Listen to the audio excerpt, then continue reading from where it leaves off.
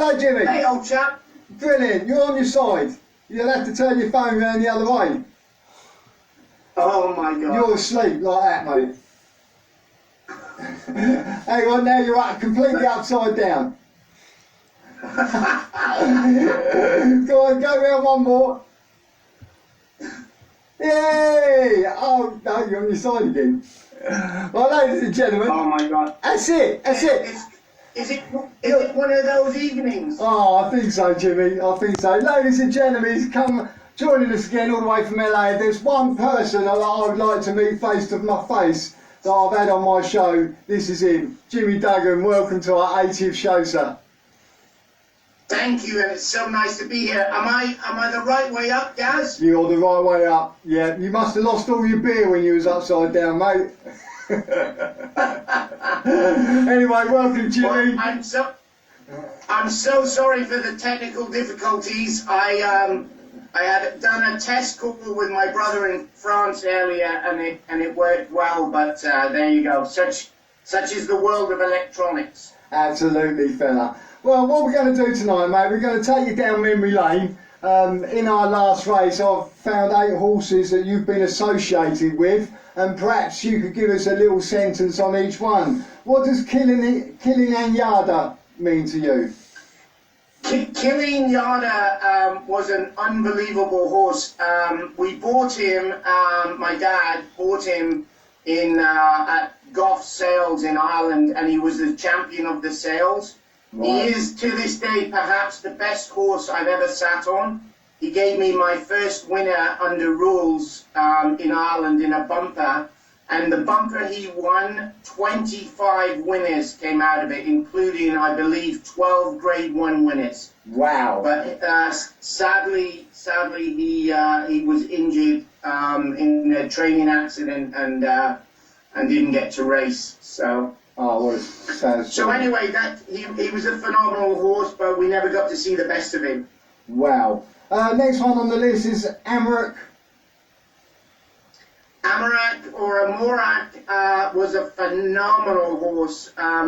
Possibly better than Enoch. Definitely better than Enoch over 2 miles. I won the Beulah hurdle on him at Cheltenham, and also the I think it was most notably I was beaten a whisker, like a nostril, by Dawn Run in the VAT Watkins hurdle at Ascot, and I was a 7-pound claimer and couldn't get my claim because of the value of the race. So he had the beating of Dawn Run. John Joe had to wallop the bejesus out of Dawn Run to get up. And that was just prior to her winning the champion hurdle. So, phenomenal horse. Brilliant, and we move on to Enoch. We all know about Enoch. Yeah, amazing horse, the most incredible horse I have ever come across. He was very versatile. He almost died of cancer. Well, we bought him at Unbroken, and I was part of him right from the start. I won 14 races on him, including beating See You Then, the 3-time champion hurdler at Liverpool. And made your dad a few pennies, apparently. Yes, he did. Made him 16 grand that day. Unbelievable. Well done. Of which I got none. You think he must have bought you a beer, surely? He might have done. He might have done. Right, what can you tell us about Aces Wild, Jim? Aces Wild was an amazing horse as well. I won the Golden Miller chase on him at Cheltenham, but there's a funny backstory. John Frankham used to ride him when I was riding for Fred Winter, and Fred came to me one day and he said, I want you to ride this horse. I think it was at Sandown the next day, and he said, now, no matter what John tells you, he said, totally disregard it. He said, this horse is a really good horse. So I was in the sauna at Sandown in the before the races, and Franklin came in and he said, "Oh, you want to watch that fella?" And he was giving me the bad vibes, but Fred was right. He was a phenomenal horse.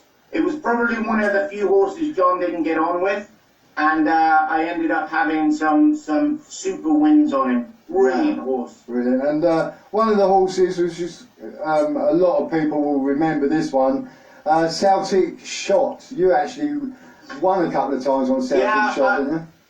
I won, I think it was I won 3 times on Celtic Shot. I remember the first day I rode him in his first outing in a novice hurdle at Leicester.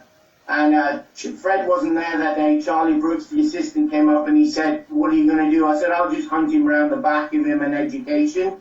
Well, I'll tell you what, it was like being in a Maserati in a mini race. I had 9 gears coming to the last. It was phenomenal. But there's a very sad part of that story. I rode him in the Supreme Novices Hurdle at Cheltenham, and I felt I was an absolute nailed-on certainty. And G. Armitage got run off with, and she ended up crossing me at the hurdle in front of the stands on the first round and brought me down. Oh. And I lost the ride on him, and he then went on to win a champion hurdle. So that was brutal. Look, I actually cried the day he won the champion hurdle because that should have been me in the saddle. But it was nice to have the association with him, but we could have gone on to great things. I loved that horse. Yeah, so that's the ups and downs of not only a horse but a jockey, mate. And you know, we've had Peter Scudamore on who says it's one of the best horses he's rode. And but that's racing, pal, and it's just unfortunate. But we move on to Sailor's Dance. Does that ring a bell? No. Yeah, oh my goodness, he was a phenomenal horse. Again, his first outing over hurdles, I don't know if you know, Sailor's Dance was the pacemaker for Sun Princess, and he ran in a lot of big races. He ran in the Prix de l'Arc de Triomphe, and so anyway, we got him off the flat, and he was a bad moving little horse, and you know, he didn't jump well to start with. But I drove Fred down to Devon in Fred's car the day he ran in his first race, and Fred said, "Look, I don't know how this is going to go," he said, "but don't hit the front too soon on him." And so coming to the last, I had so much in hand, I was actually banging his head off the jockey, whoever was in front. I was tucking his head up the jockey's leg, like banging his head off the side of the horse, and I straightened his head up after the last, and he shot. I mean, he won going away. Right. I don't know how many races I won on him. I won another funny story with him. So I won maybe 4 or 5 races on him, like as you like. He was just so talented. But Fred called me one evening and he said, "Look, I have bad news." He said, "John has been down here, John Frankham, this evening, and he's put his foot down and he wants to ride Sailor's Dance in the Supreme Novices at Cheltenham." So he said, "There's nothing I can do, I'm so sorry." And I went, "Oh well, that's that." So John rode him and finished mid-division, and so Fred was fuming. So I was back on him for the Supreme Novices at Liverpool with all the same runners and a few other even better ones. And I took it up going to the last. I have a great picture where there's 5 of us in line at the last and 1 going away. But myself, John, and Fred Winter were in the steward's room afterwards, and Fred was fuming. Actually, when John came out, he was fuming as well because the stewards tore strips off him for the way he had run and the way he had ridden him at Cheltenham. So John was throwing things around the weigh room, and his next ride was on Wayward Lad, and he won. And so when he came back in after that ride, Johnny Buckingham, the valet, said to me, he said, "You should do that more often." He said, "That's the best ride Frankham's ever given all." I then, just to end that story, the Scottish champion hurdle was the same year, and my dad had called me and asked me if I'd ride Airnock. And I said, "Listen, Dad, don't run him because Sailor's Dance is in the race. I'm going to ride Sailor's Dance, and he will beat Airnock." And he said, "No way." He said, "You'll never beat Airnock." And so he got Peter Scudamore to ride Airnock, and it's perhaps the cheekiest win I've ever had. I won by a short head, and I never moved a muscle. Wow. And ended up finished third with Peter Scoot. My dad didn't talk to me for months afterwards, but you didn't get a pint phenomenal horse. Brilliant. Yeah. Fantastic. Yeah. So, brilliant story. Yeah, that's great. We've heard some cracking stories there, and it's nice that you've turned it round to your favour. That's fantastic. Bargill, what do you know about Bargill? Bargill was a horse owned by Fred Winter. He was the only horse in the stables owned by the governor, and he was a big, clumsy git, but he had plenty of talent. So I rode him in a couple of races before. We won a lovely, really good race at Ascot. I actually saw the video recently, and when he got his act together, he was brilliant, but he made some savage mistakes every race I rode him in. I rode him at Huntingdon one day, and I took it up going to the last, and I saw a stride and went for it, and he put down on me and bombed it, shot me about 6 foot up in the air and finished second. Fred was fuming, so nice horse, but the win at Ascot was very special because to ride a winner in Fred Winter's colours was amazing. Brilliant, and we'll top it off with Conquering. Who's that? Conquering was a very talented horse as well, owned by Mrs. Miles Valentine, an amazing jumper. I always fancied riding Conquering in the National. He would have jumped round there for fun. He was like a reindeer. A funny story though, I had a friend of mine over from Ireland, my best buddy growing up, and we were on the way to Chepstow, and I had my first ride was on Conquering. So we were on the Severn Bridge in traffic, and my friend was reading the paper, the Sporting Life or whatever it was, and he said, "So what race are you in?" I said, "I'm in the second." He said, "Not according to this, you're not." And I said, "What do you mean?" He said, "According to the paper, you're in the first." And I said, "No, I got the times wrong. We went down the outside lane, broke every traffic rule in the book, doing 100 miles an hour, screeched into the car park, ran in, and as I'm running down the hill towards the weight room, Simon Sherwood is walking out in Conquering's colours." Oh. So I said, back in, changed colours, got changed, jumped on him, and won a really, really good race that day on BBC at Chepstow.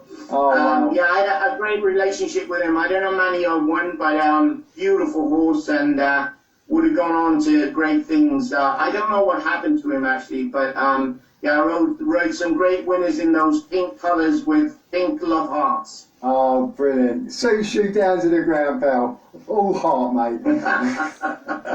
Anyway, Jim, first of all, everyone here for our charity race night. It's our 80th show, mate. It's a special night. We've got you on because you're special to us. We'd like to wish you a very, very Merry Christmas, sir, and a prosperous New Year. And ideally... Thank you so much, guys. Thank you, mate. Hey, can I tell you one quick story?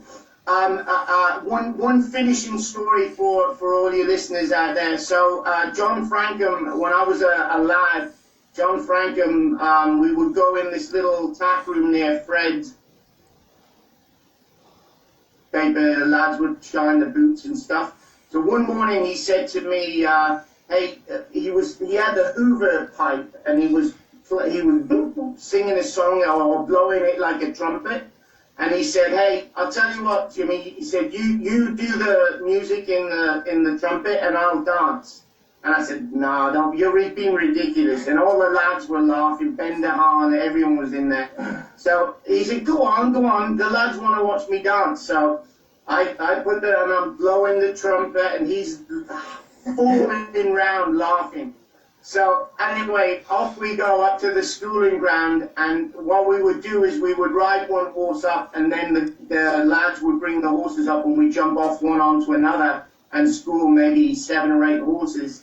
And every time I got off, or every time Fred came over to speak to me, he gave me the weirdest look. And so I jumped off one, and he was holding the horse, and he said, "What in the world have you got on?" Frankham had put polish round the end I had a big ring, and when I was sweating, it had dropped down. So anyway, that was he. And I saw him over. He was bent over. He had tears coming down his cheeks. So anyway, to get him back, we had so many go back and forwards, but to get him back, we were riding in a show jumping competition one Sunday up at Chatsworth House, and it was a little while afterwards, but I never forgot what he did to me. So he was always blowing his nose with his handkerchief, and we had shot up there, so he was in his doctors and everything. So while he was out talking to someone doing a TV interview, I got his handkerchief and filled it with Coleman's mustard and put it back in his pocket. And actually, he didn't use it till the next morning. We're on the schooling ground, and I heard this, Jesus Christ! And Fred was up there, and we looked across, and he had mustard all down his shirt, and he's like, Duggan! Oh, brilliant, mate. Anyway, would have been an amazing video, guys. Brilliant. Well done.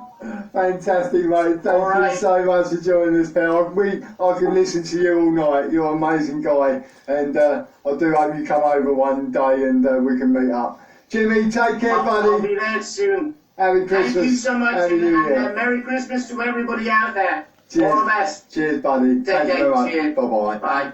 What a superstar.